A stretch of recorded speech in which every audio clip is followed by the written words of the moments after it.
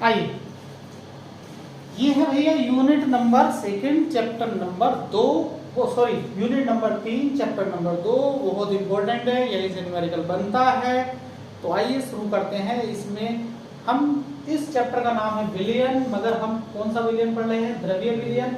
अब unit number 3 में द्रव्य विलयन जो बनेगा, विलायक हम क्या लेंगे? द्रव लेंगे बड़ी मात्रा में, और विलय क्या लेंगे? हम ठोस लेंगे, छोटा सा विलय जो लेंगे। अच्छा, इसमें एक खास बात रहेगी, विलय क्या रहेगा? अवाष्पशील रहेगा, अवाष्पशील रहेगा, और विलायक क्या रहेगा? वाष्पशील। अवाष्पशील का मतलब है कि जब हम उसे गर्म करेंगे तो वो वाष्प बन करके नहीं उड़ेगा, और जब वाष्प बन के नहीं उड़ेगा तो क्या उसका वाष्प दाब होगा? नहीं होगा। और वाष्पशील लिक्विड, लिक्विड में H2O आ गए, methyl alcohol, ethyl alcohol, benzene, toluene होता है ये, इसे हम ऐसे भी बना लेते हैं। मगर जो अवाष्पशील होंगे सॉलिड, उनके एग्जांपल क्या है? NaCl, यूरिया, ग्लूकोज, सुक्रोज, इनके सूत्र लिखे हुए हैं, इनका अणुभार लिखे हुए हैं। ठीक है, तो ये हम लिख लेंगे पहले। दूसरा, इस चैप्टर का नाम है या शुरू होता है ये यहाँ से, अणु संख्या गुणधर्म। तो अणु संख्या गुणधर्म क्या होते हैं भैया? अणु संख्या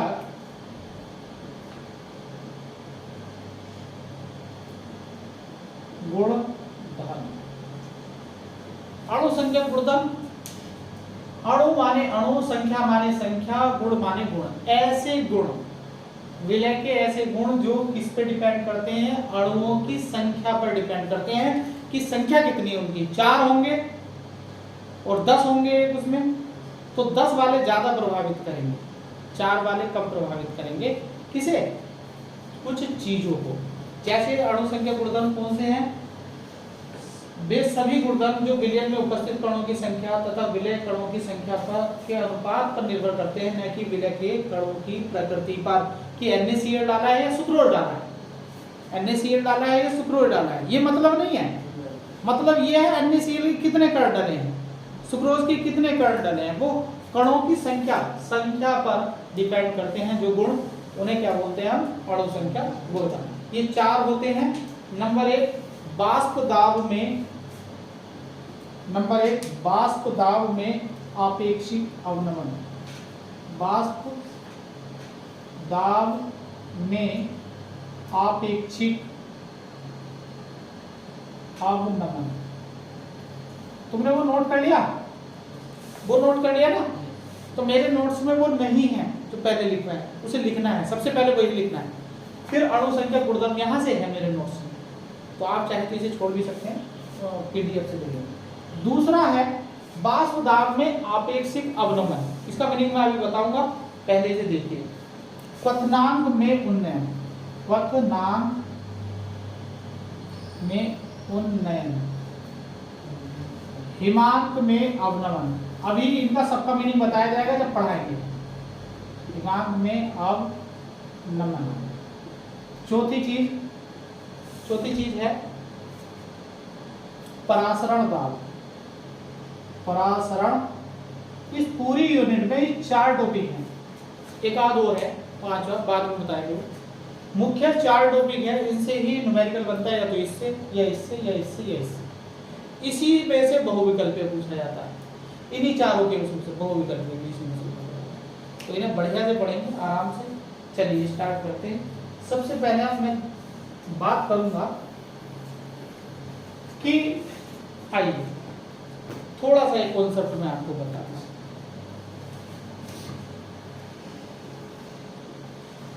मान लीजिए ये हमारे पास कोई बर्तन है, और इसमें क्या है? अभी क्या है? शुद्ध जल है,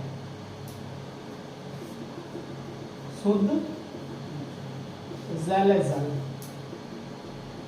बिल्कुल प्योर क्या है? जल है। और जल है तो क्या मैं इसे विलायक बोल सकता हूं? हालांकि ज्यादा मात्रा में,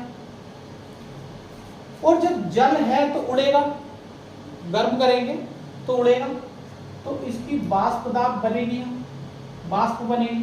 क्या बनेगी? वाष्प। और बच्चों ये वाष्प क्या करेगी?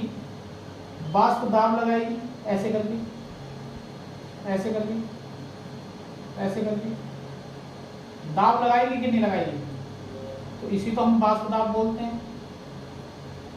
अब इसके अणु में लिक्विड के ऐसे बना देता हूं,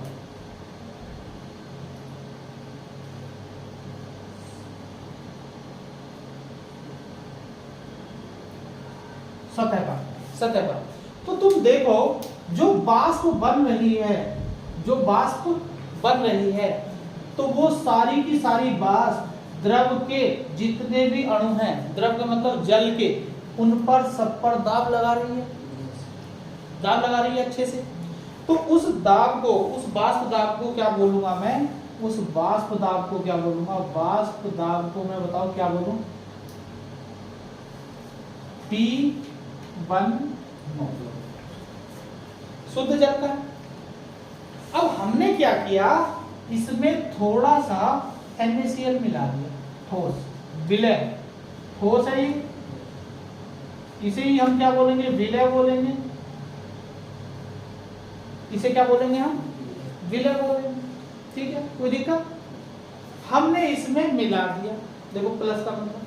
तो आगे क्या कहानी बनी बच्चों, जरा देखिए उसे। तो मिलाने पर क्या हुआ, ये कॉन्सेप्ट समझ गए ना, बस खत्म काम।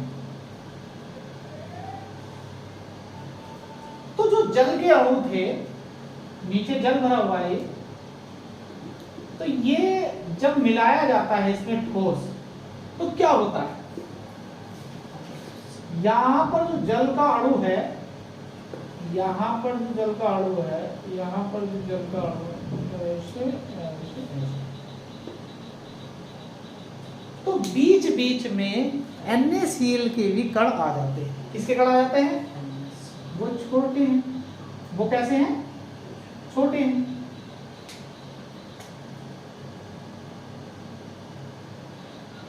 वो छोटे हैं, छोटे हैं।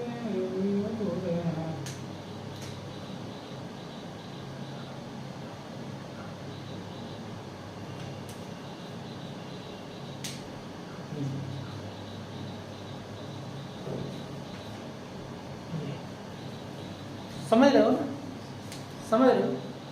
अब जरा गौर करिए, जब NaCl मिलाया तो NaCl के कण भी होंगे इसमें मिक्स।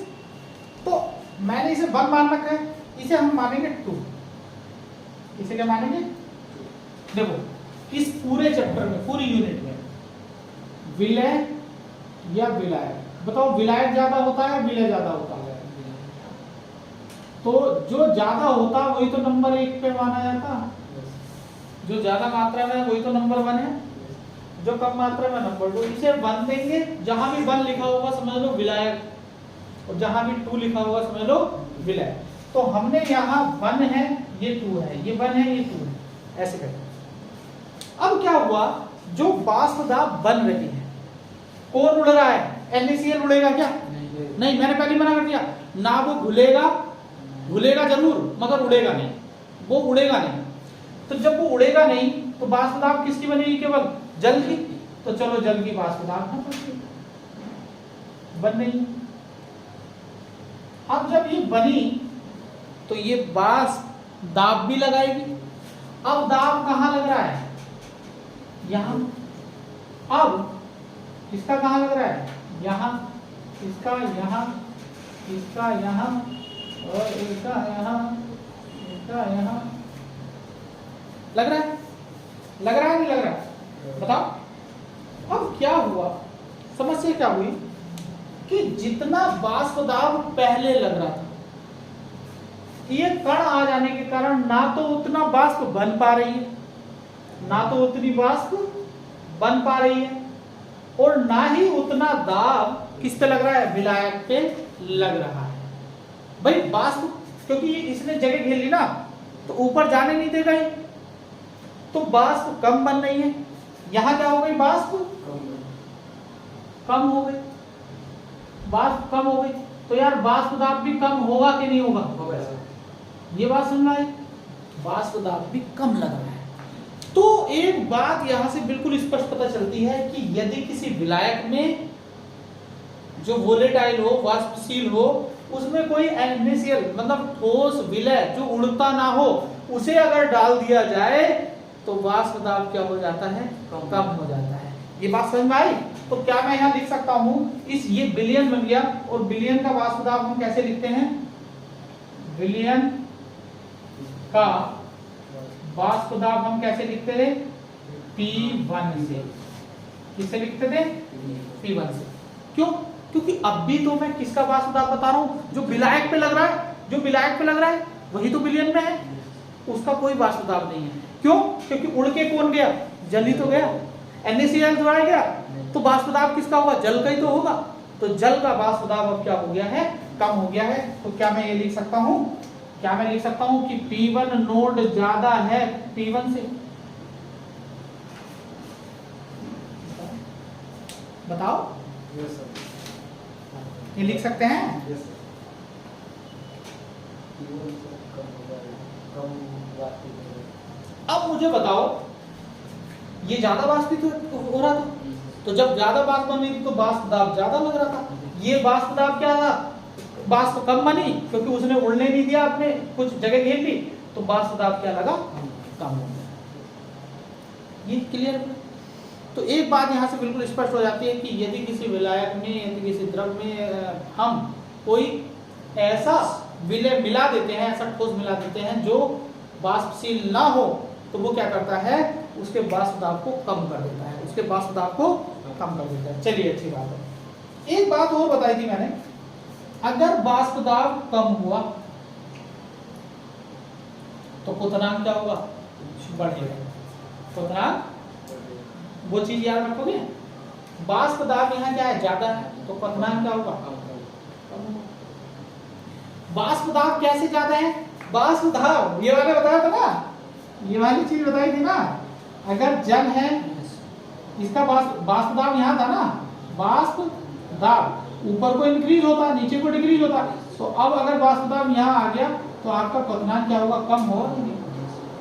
अगर वाष्प दाब ज्यादा तो क्या होगा, क्वथनांक कम।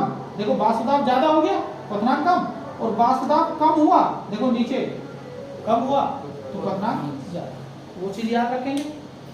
तो चाहे लिख भी सकते हैं कि वाष्प दाब अगर ज्यादा, वाष्प दाब ज्यादा, तो क्वथनांक बच्चे क्या होगा, कम होगा। तो मुझे बताओ कि इस विलयन का क्वथनांक ज्यादा होगा या इसका ज्यादा होगा, इसका वाष्प दाब यहाँ क्या है, ज्यादा, तो इसका क्वथनांक कम होगा। वहां पे वाष्प दाब क्या हो गया, कम हो गया, तो क्वथनांक क्या होगा, बढ़ जाएगा। अच्छा, एकदम उबलने लगेगी कोई चीज, अगर तुम किसी चीज में नमक डाल दो तो वो क्या हो जाती है, एकदम उबलने लगती है, क्योंकि क्वथनांक उसका क्या हो जाता है, बढ़ जाता है। ठीक है, गल जाती है एकदम चीज, गल जाती है, क्योंकि क्वथनांक क्या हो जाता है, बढ़ जाता है। और जब क्वथनांक बढ़ गया तो आराम से उसे गलने के लिए समय मिलेगा, चीज को गलने के लिए समय मिलेगा। समझ रहे हो ना? हाँ, छोलों में नमक डाला जाता है, सोडा डाला जाता है ना, खाने का सोडा, जिससे वो गल जाए और क्वथनांक उनका बढ़ जाए। वो खाने का सोडा भी तो सॉलिड है, वो उड़ता नहीं है, तो वाष्प दाब कम कर देता है। वाष्प दाब नीचे को ले जाएगा तो क्वथनांक बढ़ता चला जाएगा, और जब क्वथनांक बढ़ेगा तो पानी हमारा उड़ेगा नहीं, तब तक सब्जी को गलाएगा। क्लियर है जी? तो यहां से दो फैक्ट निकल के आए कि जब हम किसी विलायक में कोई ठोस विलय डाल देते हैं तो क्या हो जाता है, उसका वाष्प दाब कम हो जाता है। क्या ये चीज समझ में आ रही है? और वाष्प दाब अगर कम है तो क्वथनांक ज्यादा होगा, और वाष्प दाब कम है, ज्यादा है तो क्वथनांक कम होगा। क्लियर है ये चीज? क्लियर है? अब भैया ये तो फैक्ट था, ये बताया, और ये चीज विलायक के लिए हम इसे 1 लिखेंगे, विलय के लिए 2 लिखेंगे। इस यूनिट में ध्यान रखना, ये सब मेरा लिखा हुआ है, अगर और लिखना चाहते हो ये चीज नोट कर लीजिए। इसके नीचे आपको ये चीज और नोट करनी है अपने नोट्स में, ये नहीं लिखा हुआ, ये वाला पॉइंट। तो इन दोनों में बता सकते हो किसका क्वथनांक ज्यादा है? भाई साहब ऐसा मजेदार एकदम बताऊंगा मैं तुमको कॉन्सेप्ट जिंदगी में। अच्छा, नोट क्यों लगाते हैं भैया? शुद्ध नोट मतलब शुद्ध। बन क्यों लगाया? बिलाया। पी क्या है? वाष्प दाब। चलो, क्लियर है ये चीज? क्लियर है? चलिए रफ कर दो इसे मैं रफ कर देता हूं। अब एक बात बताओ कि ये जो कमी आई, वाष्प दाब में कमी आई ना, वाष्प दाब में कमी आई ना, तो इसे बोलते हैं वाष्प दाब में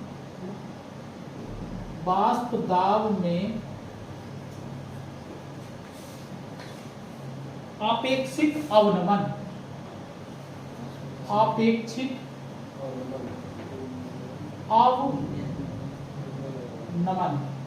मतलब अवनमन का मतलब है कमी, वाष्प दाब में कमी, मगर आपेक्षिक, ये आपेक्षिक है आपेक्षिक है, आपेक्षिक, आपेक्षिक या सापेक्षिक। सापेक्षिक मतलब किसके साथ? पहले वाले के साथ। जो विलायक था वो ठोस के साथ कितना, जो विलयन बना है, ये जो विलयन बना है पहले के साथ, इसका वाष्प दाब में कितनी कमी आई है। क्लियर है ना? किसके साथ? इसके साथ। अकेले में थोड़ा ही आएगी कमी। तो वाष्प दाब में आपेक्षिक, आपेक्षिक मतलब साथ, सापेक्ष किसके साथ? जो पहले शुद्ध विलायक था उसके सापेक्ष कितनी कमी आई है इसके अंदर, ये हमें कैलकुलेट करनी होगी। ठीक है, तो कैसे करेंगे कैलकुलेट, यही हमारा पहला टॉपिक है। क्या इसका मीनिंग समझ में आया? वाष्प दाब में कितनी कमी? चलिए, तो राउल्ट लॉ सबने पढ़ा है राउल्ट लॉ।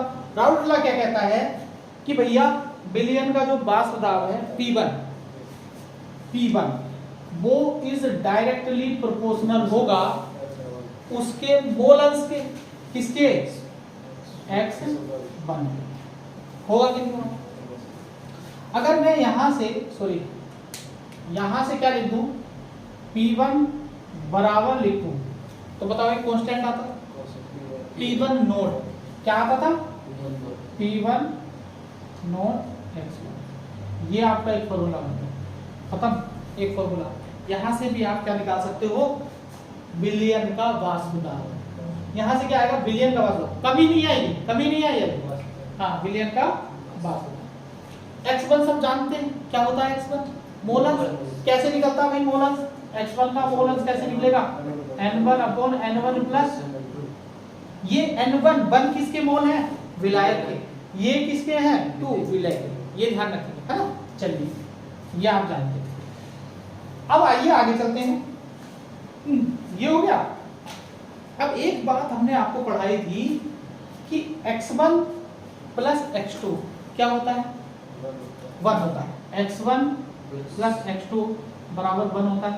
तो क्या मैं X1 की जगह 1 माइनस X2 लिख सकता हूँ? तो आगे बढ़ते हैं। P1 बराबर P1 नोट 1 माइनस X2। चलिए, P1 बराबर P1 note minus P1 note X2। ये क्यों किया भैया? ये तो विलयन का वाष्प दाब बता रहा था, किसके साथ? विलायक के साथ, शुद्ध विलायक के साथ।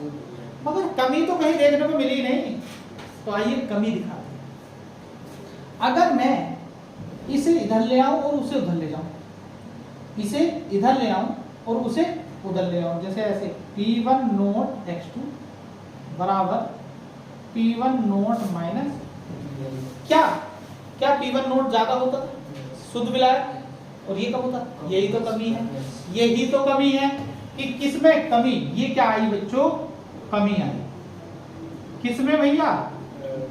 वाष्प दाब में कमी। तो ये है कमी, मगर ये सापेक्षिक कमी नहीं है। सापेक्षिक कमी क्या कब होती है? जब भाग दे दी जाती है। जब भाग दे दी जाती है किससे? आइए मैं बताता हूं।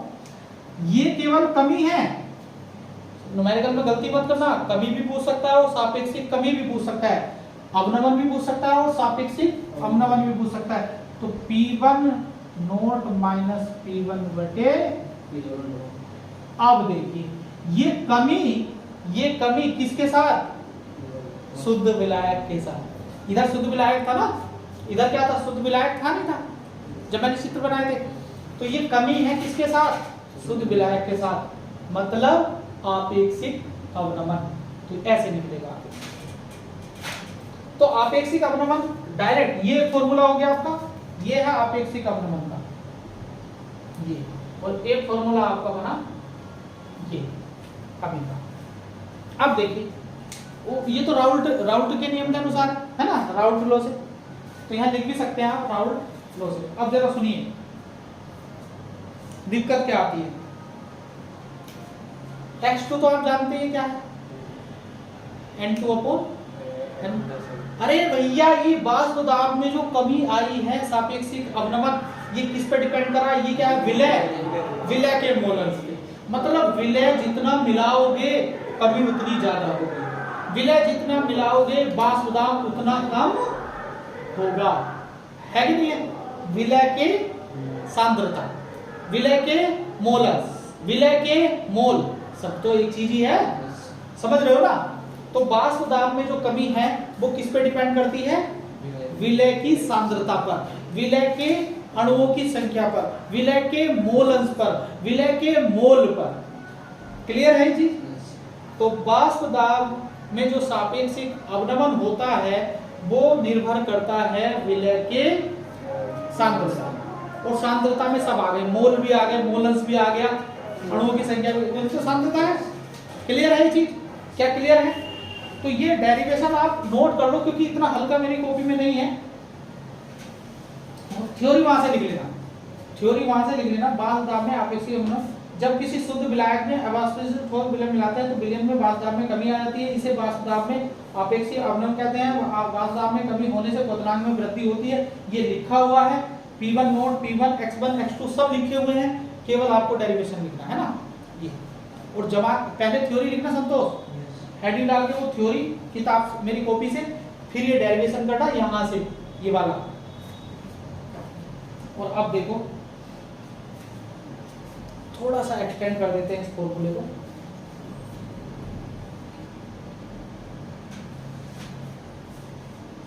डेरिवेशन मेरी कॉपी से मत करना, ठीक है, उसमें आना उलझोगे, वो थोड़ा सा है ठीक हो मगर सरल तरीके से नहीं, यहां बिल्कुल सरल तरीके से लिखा हुआ है। नीचे कमी हो तो लिख लेना, ये कमी है P1, यहां को लिख देना P1 नोट माइनस P1 बराबर कमी, वाष्प दाब में कमी, वाष्प दाब में कमी।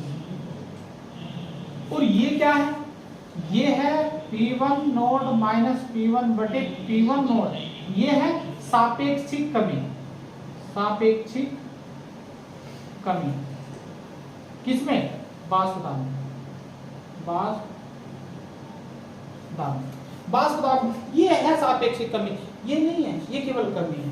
ये चीजों को लिख लेना अभी, बस हो गया टॉपिक। अब देखो आपको हम सवाल कराते हैं इसके कुछ अच्छे अच्छे, और घर से इस सवाल इसके मॉडल पेपर से या किताब से इसके सवाल तोड़ देना, मगर अभी कुछ चीजें रह रही हैं इम्पोर्टेंट।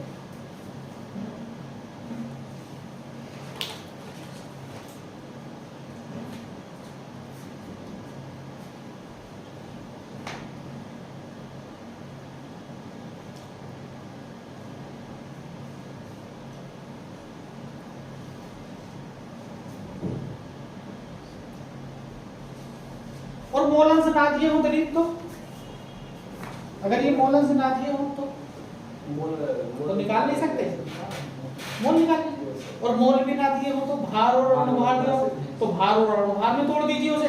देखो अभी तोड़ के दिखाता हूं। तो यहां लिखेंगे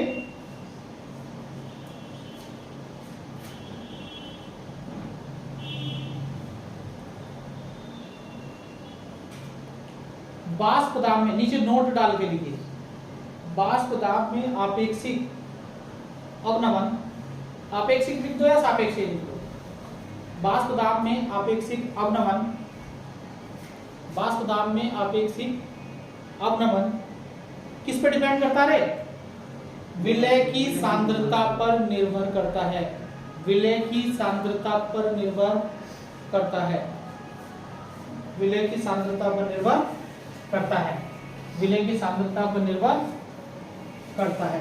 ऐसे लिख लेंगे जरा नीचे, विलय की सांद्रता, नीचे ऐसे लिख लेंगे, सांद्रता ज्यादा, ये ज्यादा तो बताओ वाष्प दाब में कमी ज्यादा होगी या कम होगी? अगर हम सांद्रता बढ़ाएंगे तो वाष्प दाब में कमी होगी और ज्यादा होगी, तो वाष्प दाब में कमी ज्यादा होगी, ऐसे करके। अच्छा, विलय की सांद्रता को क्या बोलते हैं? आयनों की, कणों की या आयनों की संख्या। कणों की, ऐसे भी लिख लो, कणों या आयनों की संख्या। भैया सवाल यहीं से होगा, आयनों की संख्या। ये रामबाण फॉर्मूले दिए जा रहे हैं तुम्हें। संख्या अगर ज्यादा, कणों की या आयनों की संख्या ज्यादा, तो वाष्प दाब में कमी ज्यादा। जितने कण रहेंगे वो जगह घेरेंगे ना। अरे भैया ऐसे लिख देंगे, वाष्प दाब में कमी या अवनमन। बात एक है, अवनमन का मतलब कमी। ये हो गया, बस बस बस टॉपिक हो गया हमारा कंप्लीट। अब देखिए, आपको मैं कुछ चीजें बताता हूँ। तो अभी हमारा फॉर्मूला क्या है? फॉर्मूला ये है, जब भी संतोष इसका सवाल आएगा कि वाष्प दाब में कितनी कमी हुई, तो वाष्प दाब में कमी कैसे होती है? शुद्ध विलायक होगा, शुद्ध विलायक, उसे माइनस कर देंगे P1 से, बटे किसके सापेक्ष? इसके सापेक्ष P1 हो, और बराबर क्या रहेगा? x2। मतलब यहाँ 1 उधर 2। विलय के मोल पर ये जो कमी है विलायक की, विलायक में वाष्प दाब की, वो किस पे डिपेंड कर रही है? विलय के। अब विलय के मोल कैसे निकालेंगे? x2 बराबर N2 upon N1 plus N2। अब भैया x2 दिया है, N2, x2 नहीं दिया तो मोल निकालेंगे। मोल भी नहीं दिए तो मोल N2 बराबर क्या आएगा? भार बटे अणुभार। अब भार किसका? 2 का, जरा गौर करिए, 2 का। और अणुभार किसका? अणुभार होता m 2 भार बटे, और N1 क्या लिखोगे? N1 क्या लिखोगे रे? भार बटे किसका? जरा इसे ध्यान से देखना, क्योंकि फॉर्मूला लिख के आ जाता। अभी क्या करेंगे कि यहाँ N1 बहुत छोटा है, वो सॉरी N2 बहुत छोटा है भाई, थोड़ा सी तो डाला जाएगा विलय, तो यहाँ से हम N2 को छोड़ देंगे। यहाँ से N1 जो है बहुत बड़ा है N2 से, भैया विलायक है वो तो N2 के मोल, भाई बड़ी चीज में तुम छोटी चीज जोड़ोगे तो उससे कोई फर्क पड़ेगा क्या? तो यहाँ N2 छोड़ देंगे और यहाँ क्या लिखेंगे? x2 बराबर N2 अपॉन, यही तो लिखोगे। N2 को यहाँ से हटा दो, खत्म। तो N2 का वैल्यू N2 की वैल्यू रखो W2 अपॉन, और बेटा N1 की वैल्यू रखो नीचे, जब N1 रखोगे तो W1 नीचे आएगा और M1 ऊपर हो जाए, M1। ओहो, तो इस फॉर्मूले को और बढ़ा सकते हैं, क्या लिख सकते हैं? क्या लिख सकते हैं? x2 की जगह क्या लिख सकते हैं? N2 upon N1। और N2 भी नहीं दिया तो फिर क्या लिखेंगे? W2 अपॉन W1 गुणा M1 अपॉन। अब बच्चे इसे रटेंगे नहीं कोई भी। कैसे निकालेंगे भैया? x2 के यहाँ से N2 अपॉन N1, N1 को छोड़ दिया, ये भी नोट कर लीजिए। अब ये अगला पार्ट इसका, मतलब जब न्यूमेरिकल आएगा ना तो आपको भार दिया होगा, अणुभार दिया होगा, डायरेक्ट ये लगाएंगे, मोल आंसर नहीं देगा। अबे भैया सवाल में रहेंगे, मगर फॉर्मूला ये लगाएंगे और ये बना लेंगे, छुट्टी खत्म। बनाइए, एक्सटेंड कीजिए और ये सारी चीज नोट कीजिए, साइड में सारी चीज नोट कीजिए। अरे यार बॉक्स में बंद कर लेना फॉर्मूले को, इसे भी जो हमने ऊपर करवाया है, और एक फॉर्मूला। तो सबसे पहला वाला फॉर्मूला तो कहीं नहीं यूज होगा, राउंड के नियम के अनुसार ये यूज होगा भैया, ये धड़ल्ले से यूज होगा रे, इंपॉर्टेंट। और ये बहुविकल्प में हम पूछेंगे आपसे, तो बच्चे ना M1 W1 W2 में ही गायब रहते हैं, गायब, पता नहीं क्या है।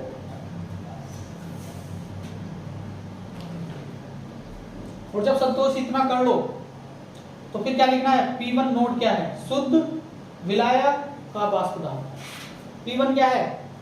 विलयन का वाष्प दाब। ये क्या है? शुद्ध विलायक का वाष्प दाब, ये तो लिख दे। W2 क्या है? वो है विलय का भार। W1 क्या है? विलायक का भार, विलायक वन विलायक, M1 क्या है, विलायक का अणुभार, अणुभार मतलब वही मोलर मास जो खोपड़ी पे रहता, और M2 क्या है, विलायक का अणुभार। ये लिख लेंगे नीचे, क्लियर है।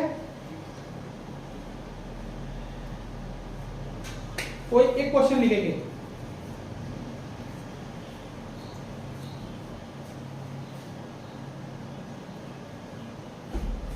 बढ़िया मजेदार तरीके से एक टॉपिक का ऑपरेशन बिल्कुल बुरी तरह से, और अभी भी सवाल नहीं कर सकते। हाँ हाँ सवाल कराएंगे, कैसे नए नए सवाल कराते हैं। कल भी करें इस पे सवाल, इस टॉपिक पे कर लेते हैं यार, वरना तुम फिर मेरा काम खाओगे कि सवाल नहीं।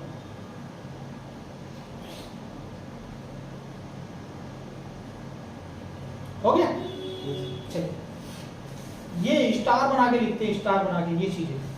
अब देखिए एक क्वेश्चन लिखिए, क्वेश्चन लिखिए, निम्नलिखित में अणु संख्यक गुणधर्म है, निम्नलिखित में अणु संख्यक गुणधर्म है,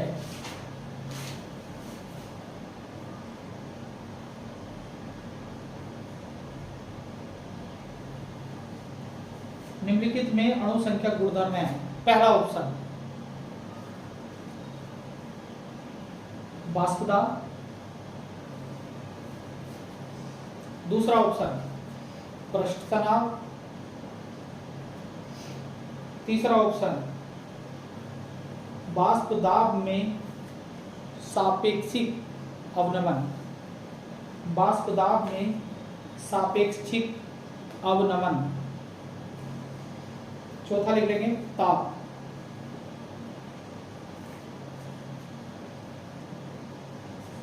बताओ रे भैया कौन सा अणु संख्या गुणधर्म है, कौन सा है, पहला कौन सा है, क्या ऑप्शन लिखा है मैंने, क्वेश्चन लिखाया, जो बच्चे वीडियो देख रहे हैं वो सुन करके लिख लिया करो। पहला क्या लिखा है मैंने, वाष्प दाब, दूसरा क्या लिखा है, पृष्ठ तनाव, तीसरा क्या लिखा है, वाष्प दाब में सापेक्षिक अवनमन, अवनमन, और तीसरा क्या लिखा है, ताप। तो इसमें आंसर कौन सा है, पहला नहीं होगा भैया, तीसरा होगा। अणु संख्या गुणधर्म चारों लिखवाए ना अभी, वाष्प दाब में सापेक्षिक अवनमन, पहला अणु संख्या गुणधर्म यही है। वाष्प दाब नहीं, कमी जो हो रही है वो कमी किस पे डिपेंड कर रही है, अणुओं की संख्या पर, विलय के अणुओं की संख्या पर। वाष्प दाब थोड़ी ना डिपेंड करता है अणुओं की संख्या पर, अरे भैया वाष्प दाब तो, वाष्प दाब डिपेंड नहीं करेगा, ध्यान है। एक अच्छा क्वेश्चन मैंने आपको दिया है। चलिए चलिए एक क्वेश्चन और लिखेंगे, अब क्वेश्चन ही कर लेते हैं छोटे छोटे। 2022 में आया हुआ क्वेश्चन है, 20 में आया हुआ क्वेश्चन है। अरे भैया इतने अच्छे अच्छे सवाल आते हैं, बच्चे हिल जाते हैं, कहते हैं हाँ ये तो सवाल हुआ ही नहीं हमसे, कंफ्यूजन इतना क्रिएट करते हैं। अभी तो जब चारों टॉपिक पढ़ोगे तब मजा आएगा। लिखिए वाष्प दाब में, वाष्प दाब में अवनमन, अवनमन सबसे सबसे अधिक किसमें होगा, सबसे अधिक किसमें होगा, किसमें होगा। तो जो बच्चे वीडियो देख रहे हैं यहाँ पे अगर लाइट फोकस कर रही है तो मैं बोल तो रहा हूँ, बोल करके सुन लीजिए। वाष्प दाब में अवनमन सबसे अधिक किसमें होगा, चार ऑप्शन लिखिए भाई, चार ऑप्शन लिखिए। 0.1 मोलर BaCl2, दूसरा ऑप्शन लिखेंगे 0.1 M ग्लूकोज, सी ऑप्शन लिखेंगे 0.2 मोलर यूरिया, डी ऑप्शन लिखेंगे 0.1 मोलर NaCl। आइए तो मैंने अभी एक बात लिखाई कि सांद्रता अधिक, सांद्रता अधिक तो कमी किसमें, वाष्प दाब में कमी अधिक, है ना, या आयंस अधिक तो कमी अधिक, ये लिखवाई थी। कणों की संख्या या कण या अणु अधिक, तो इससे करेंगे। आइए जरा गौर करिए, सांद्रता कहाँ दी गई है? सांद्रता दी गई है 0.1 मोलर, 0.2 मोलर, 0.1 मोलर। इनकी तो सेम है, 1 2 इसकी ये तीनों सेम है। सांद्रता यहाँ ज्यादा है, यहाँ ज्यादा है, तो क्या ये आंसर होगा? नहीं। दिक्कत ये है कि यूरिया अपने कणों में टूटता नहीं, एक जगह इकट्ठा रहेगा, ठीक है। आयंस या कण, अब बात आएगी सांद्रता तो इसकी ज्यादा है, मगर ये आंसर भी नहीं है। क्यों? क्योंकि यूरिया अपने कणों में नहीं टूटता है, ग्लूकोज भी अपने कणों में नहीं टूटता है। हाँ ये टूटेंगे। अब ये देखिए, ये कितने में टूटेगा? Na+ और Cl, और ये कितने में टूटेगा? Ba2+ और क्लोरीन कितने हैं ये बताओ? Na कितने हैं? एक Na और एक Cl, और एक Ba और 2 Cl। तो यहाँ पे कण कितने हैं? 3। यहाँ पे कण कितने हैं? कण कितने हैं? 3 कण ज्यादा स्थान घेरेंगे, ज्यादा दबाए विलायक के ऊपर आएंगे, तो वो जाने नहीं देंगे। 2 कण कम, तो आंसर क्या हो गया? कणों की संख्या कहाँ ज्यादा है? BaCl2 में। तो सांद्रता तो आप देखना ही छोड़ दीजिए। ग्लूकोज यूरिया अपने आयनों में नहीं टूटते हैं, अपने कणों में नहीं टूटते हैं।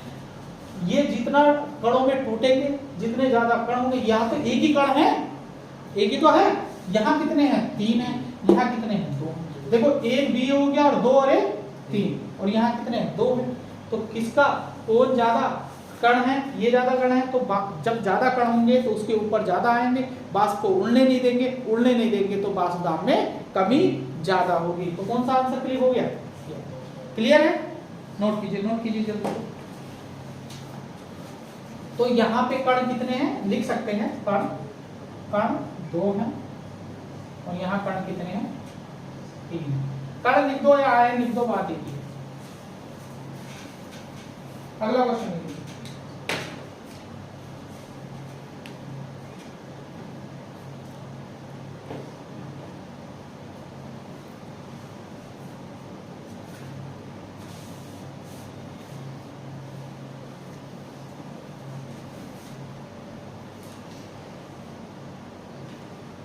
चले कर दिया?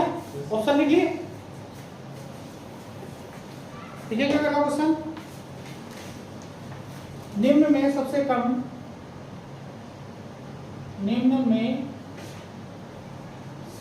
कम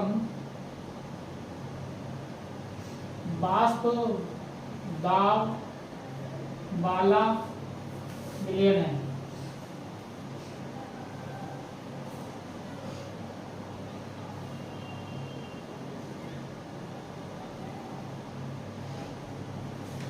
ऑप्शन है 1, निम्न में सबसे कम 1 मोलर ग्लूकोज, बी है 1 मोलर NaCl, सी ऑप्शन है 1 मोलर सुक्रोज, और डी है 1 मोलर K2SO4। बताओ आंसर।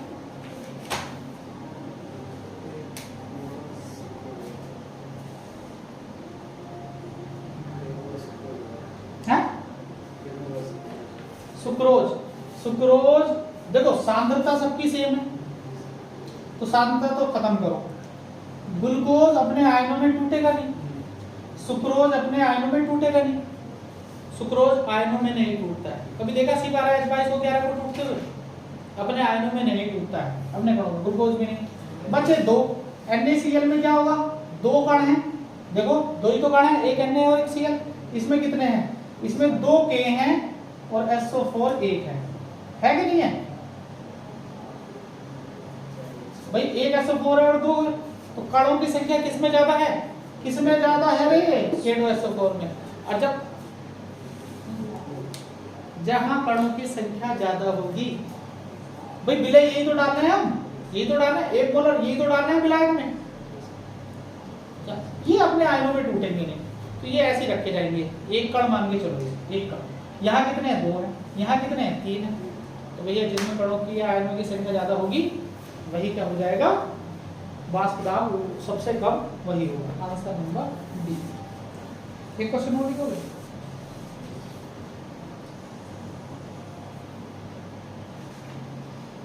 लिखो। हाँ नोट करो, नोट करो। बस लास्ट क्वेश्चन है, यहीं पे समाप्त करते हैं। कल को मैं उस फॉर्मूले पे क्वेश्चन कराऊंगा, बड़ा वाला जो फॉर्मूला है, या आज ही कराऊं? चलो आज ही करा देते हैं, बाकी तो पढ़ेंगे है ही ना, ये सब ऐसे ही है। सर्वाधिक क्वथनांक प्रदर्शित करने वाला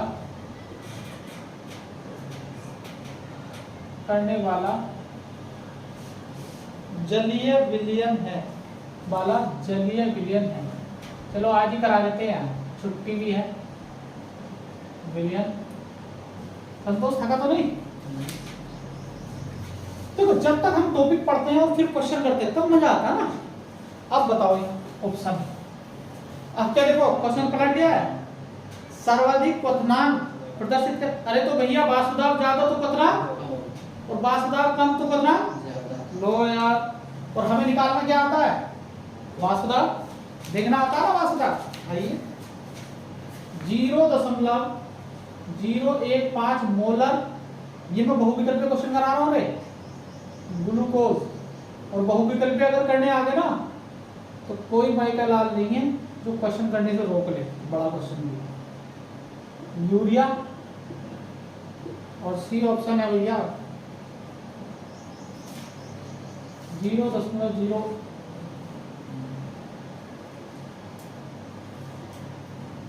और डी ऑप्शन है 0.01 मोलर KNO3। बताओ इसका आंसर। इसका आंसर बताओ है? चलिए गलत बता रहा है, वो मुझे पता है गलत है।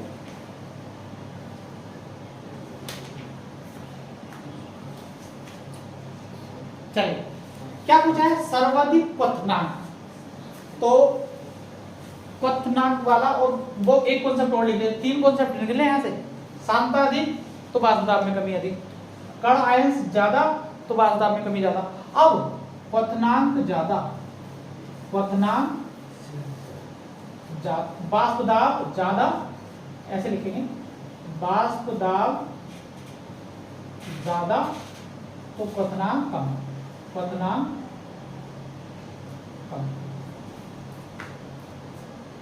यही तो था कॉन्सेप्ट।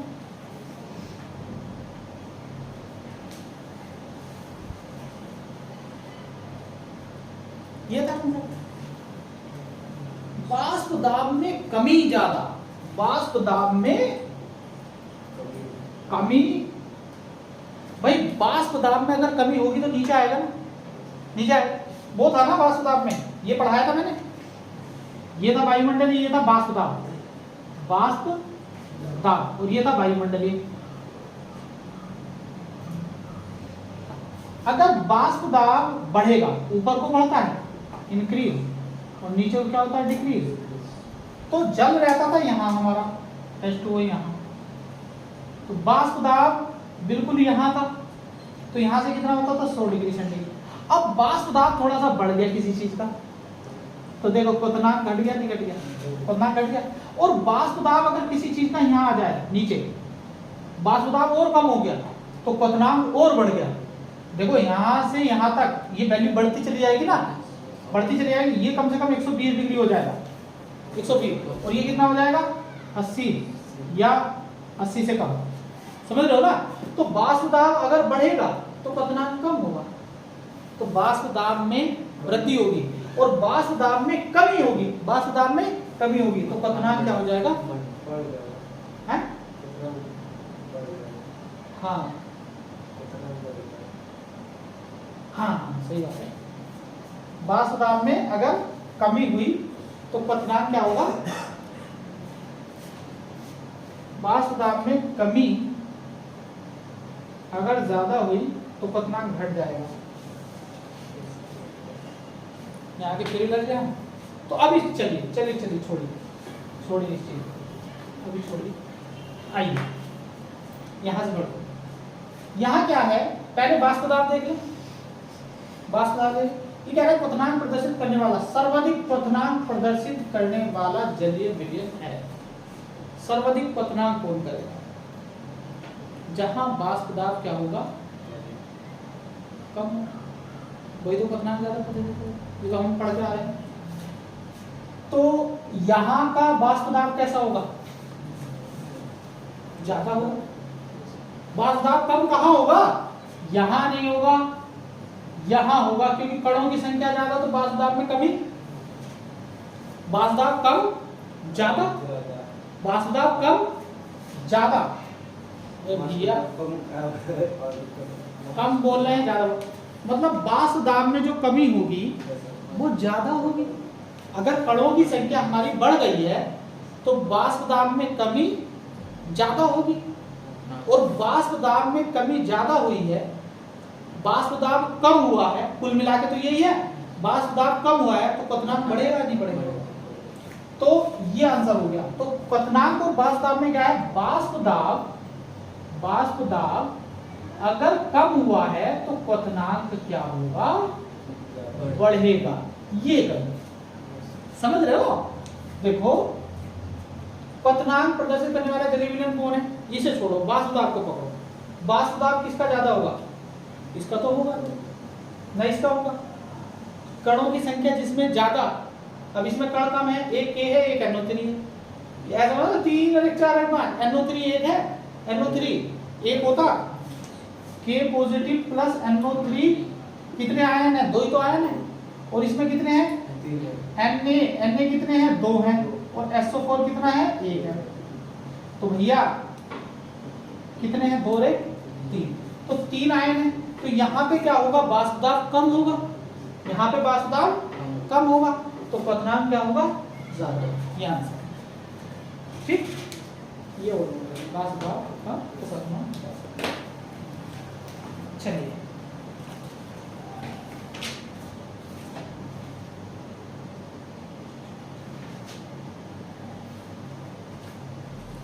तो तीनों चीजें मैंने लिखा दी, इससे बहुविकल्प होंगे आपके। एक क्वेश्चन लिखा दो,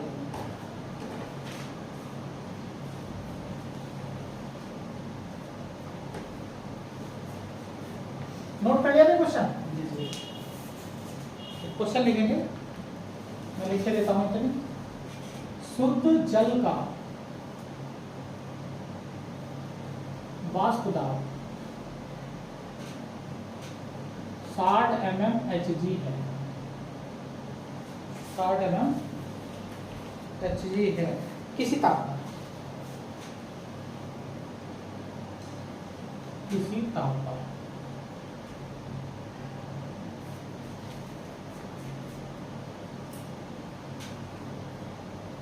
यदि 72 ग्राम जल में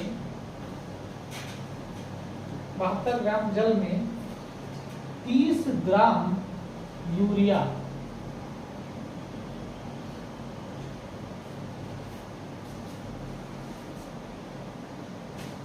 ग्राम जल में 30 ग्राम यूरिया मिलाने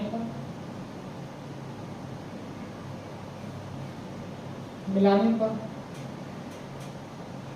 विलयन का वाष्प दाब क्या होगा, विलयन का वाष्प दाब क्या होगा। ये छोटा सा सवाल है, चुन्नी सा।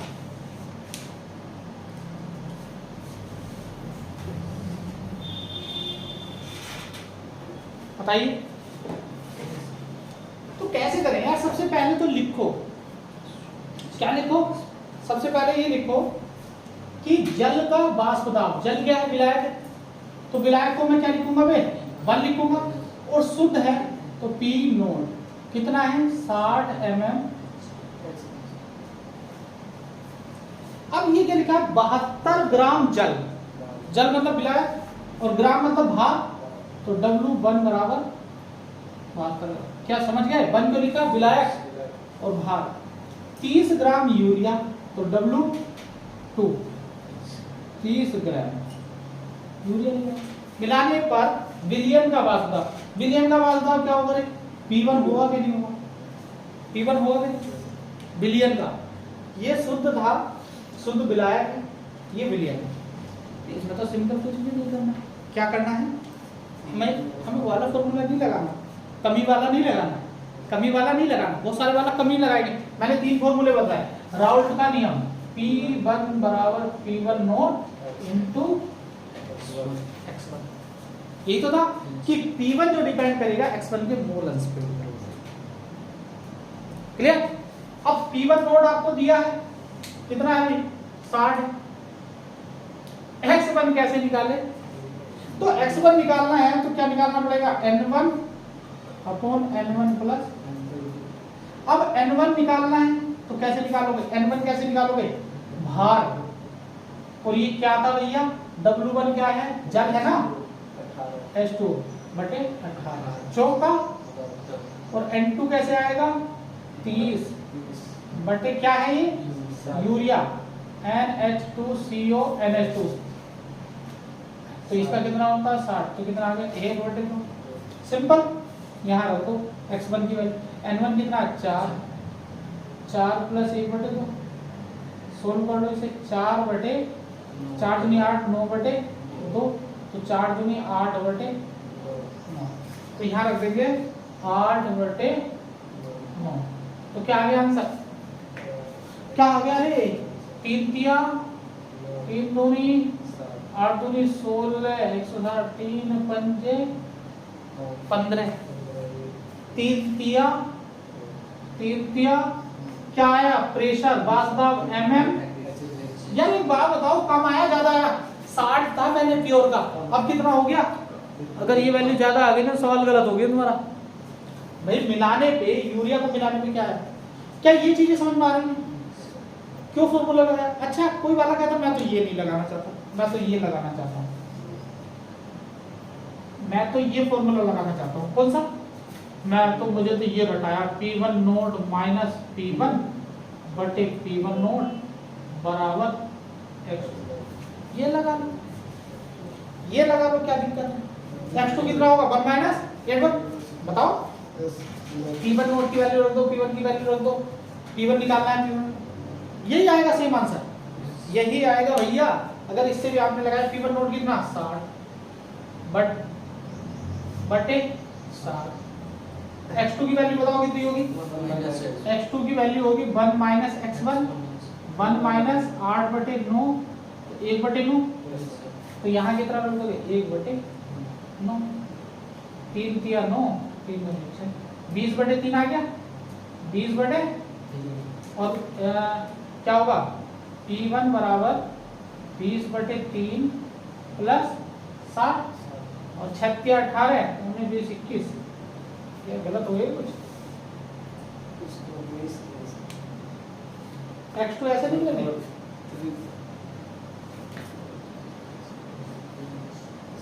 से जुड़ा होगा, 60 में जुड़ा होगा,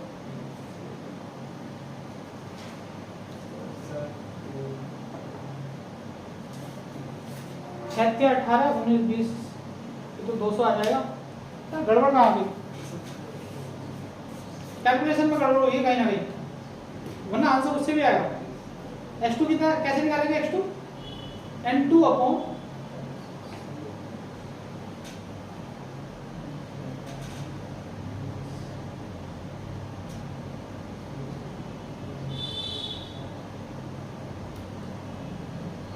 अरे यार 20 बढ़ जाएगा।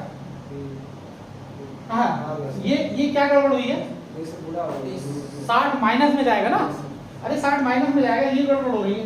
20 बटे 3 माइनस 60 आएगा, 36 18 180, 180 में से 20 गया, 160 बटे 3, तो 160 बटे 3 बराबर, ऐसा तो हो ही नहीं सकता यार।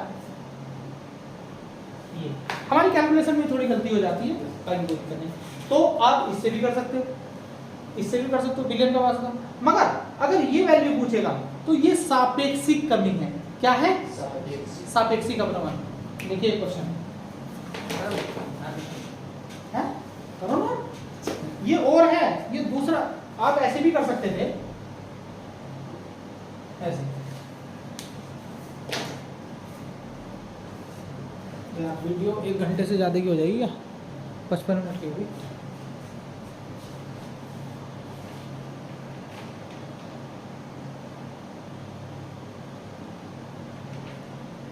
कुछ क्वेश्चन कल करा देंगे इस पे, हैं? अपनी बुक से कर लेना आप क्वेश्चन कुछ।